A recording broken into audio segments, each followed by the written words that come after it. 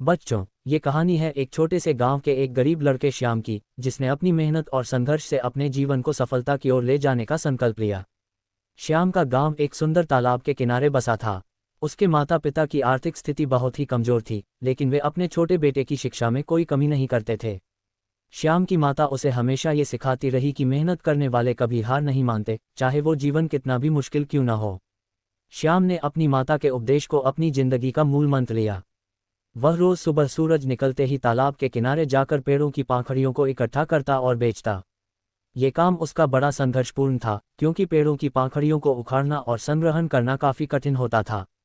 लेकिन श्याम की मेहनत और आत्मसमर्पण की बदौलत वह हमेशा सफल होता रहा। एक दिन तालाब के पास एक पुराना रमेश आया। उसने श्याम से पूछा, तू इतनी मेहनत क्यों करता है? क्या तुझे कभी थकान नहीं महसूस होती? श्याम ने मुस्कुराते हुए उत्तर दिया, जी, मैं जानता हूं कि मेहनत करने से थकान तो होती है, लेकिन मेरे माता पिता ने मुझे सिखाया है कि मेहनती लोग कभी हार नहीं मानते। मैं ये जानता हूं कि मेरी मेहनत का फल मुझे जरूर मिलेगा। रमेश चिंतित हो गया और उसने श्याम से कहा, तूने सही कहा। मैं तुझसे सीखना चाहता हूं। क्या तू मुझे अपनी मेहनत में शामिल करेगा? श्याम ने खुशी खुशी स्वीकार कर लिया और उन दोनों ने मिलकर मेहनत की।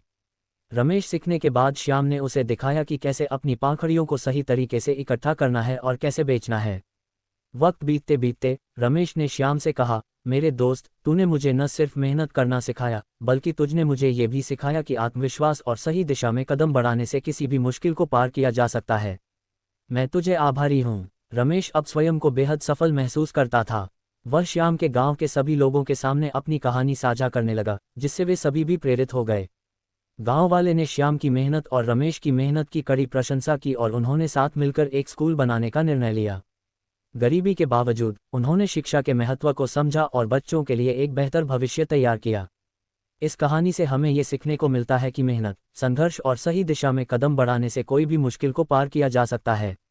चाहे आप गरीब हो या अमीर, आत्मविश्वास और मेहनत से आप अपने लक्ष्यों को हासिल कर सकते हैं। इसके साथ ही हमें ये भी सीखने को मिलता है कि शिक्षा की महत्वपूर्णता को समझना और उसे प्राथमिकता देना चाहिए, क्योंकि शिक्षा ही हमें समृद्धि और सफलता की ओर ले जा सकती है।